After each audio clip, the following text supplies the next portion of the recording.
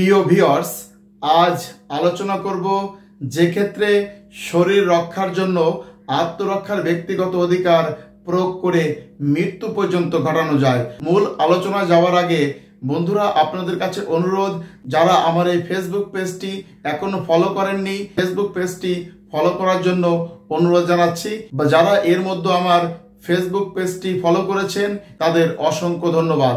তো বন্ধুরা, আলোচনা করব দণ্ডবিধির 100 ধারা, যে ক্ষেত্রে শরীর রক্ষার জন্য আত্মরক্ষার ব্যক্তিগত অধিকার প্রয়োগ করে মৃত্যু পর্যন্ত ঘটানো যায়। যদি কোনো ব্যক্তি আত্মরক্ষার ব্যক্তিগত অধিকার প্রয়োগ করে আগ্নেয়াস্ত্র ব্যবহার করে, সেক্ষেত্রে আত্মরক্ষার জন্য আগ্নেয়াস্ত্র ব্যবহার পিআরবি 153 খ বিধি, বেআইনি সমাবেশ ছত্রভঙ্গ করার জন্য আগ্নেয়াস্ত্রের ব্যবহার হলে সেক্ষেত্রে পিআরবি 153 গ বিধি, এবং গ্রেপ্তার করার জন্য যদি আগ্নেয়াস্ত্রের ব্যবহার করা হয় সেক্ষেত্রে পিআরবি 153 ঘ বিধি ব্যবহৃত হবে। তো বন্ধুরা, দণ্ডবিধির 100 ধারা বলা হচ্ছে যে ক্ষেত্রে শরীর রক্ষার জন্য আত্মরক্ষার ব্যক্তিগত অধিকার প্রয়োগ করে মৃত্যু পর্যন্ত ঘটানো যায়।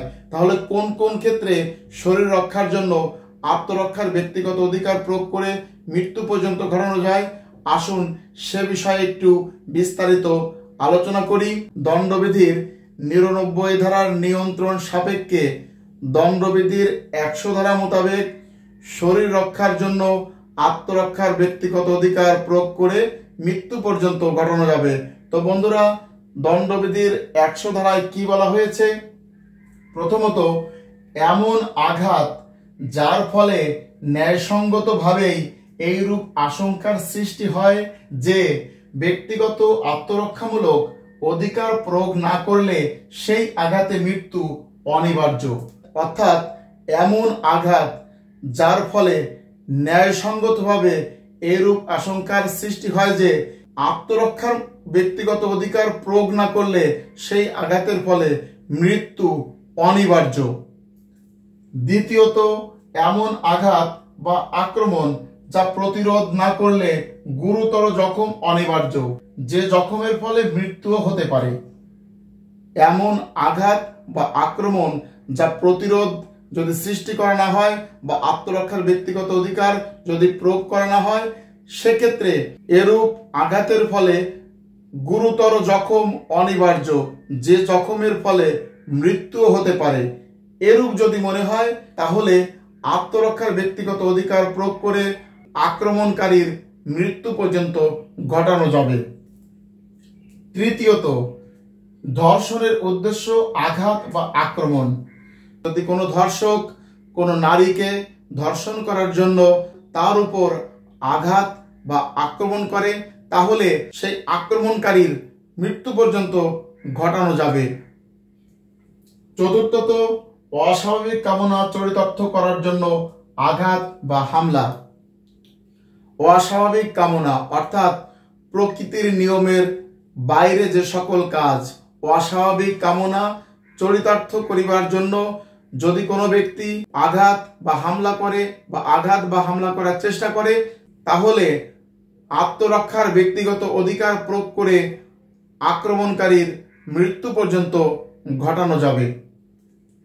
পঞ্চমত, কোনো ব্যক্তিকে অন্যায় বা বেআইনিভাবে আটক করে রাখার উদ্দেশ্য এমন পরিস্থিতিতে তার উপর হামলা, যে পরিস্থিতিতে ন্যায়সঙ্গতভাবে উক্ত ব্যক্তির মনে এই আশঙ্কার সৃষ্টি হয় যে সে মুক্তি লাভের জন্য সরকারি কর্তৃপক্ষের আশ্রয় নিতে সমর্থ হবে না। কোনো ব্যক্তিকে অন্যায় বা বেআইনিভাবে আটক রাখার উদ্দেশ্যে যদি কোনো ব্যক্তি আক্রমণ করে, তাহলে সেই ব্যক্তির মনে যদি এরূপ আশঙ্কার সৃষ্টি হয় যে সে মুক্তি লাভের জন্য কোনো সরকারি কর্তৃপক্ষের আশ্রয় লাভের সুযোগ পাবে না বা আশ্রয় লাভের সমর্থ হবে না, তাহলে সেই ব্যক্তি বাঁচার জন্য আক্রমণকারীর মৃত্যু পর্যন্ত ঘটাতে পারবে। তো বন্ধুরা, দণ্ডবিধির 100 ধারা আশা করি বুঝতে পেরেছেন। অর্থাৎ দণ্ডবিধির 100 ধারায় বলা হচ্ছে দেহ রক্ষার জন্য এই সকল পরিস্থিতিতে বা এই সকল ক্ষেত্রে আক্রমণকারীর মৃত্যু পর্যন্ত ঘটানো যাবে। দণ্ডবিধির 101 ধারা,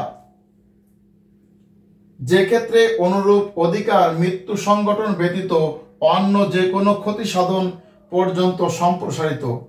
দণ্ডবিধির 101 ধারায় বলা হচ্ছে যে এই আত্মরক্ষার ব্যক্তিগত অধিকার, এই অধিকারটি দণ্ডবিধির যে 100 ধারায় যে সকল ক্ষেত্রে মৃত্যু পর্যন্ত ঘটানো যায়, ঠিক এই মৃত্যু সংগঠন ব্যতীত অন্য যে কোনো ক্ষতি সাধন পর্যন্ত সম্প্রসারিত। অর্থাৎ দণ্ডবিধির 100 ধারায় উল্লেখিত যে সকল বিষয়গুলো রয়েছে, এই বিষয়ে আক্রমণকারীর আক্রমণ প্রতিহত করার জন্য তার মৃত্যু পর্যন্ত ঘটানো যায়।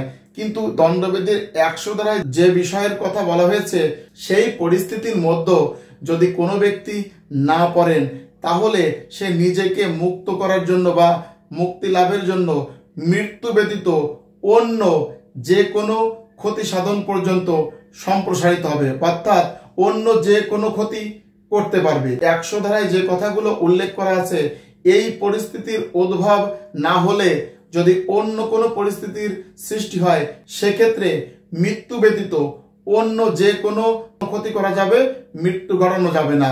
সে কথা বলা হয়েছে দণ্ডবিধির 101 ধারায়।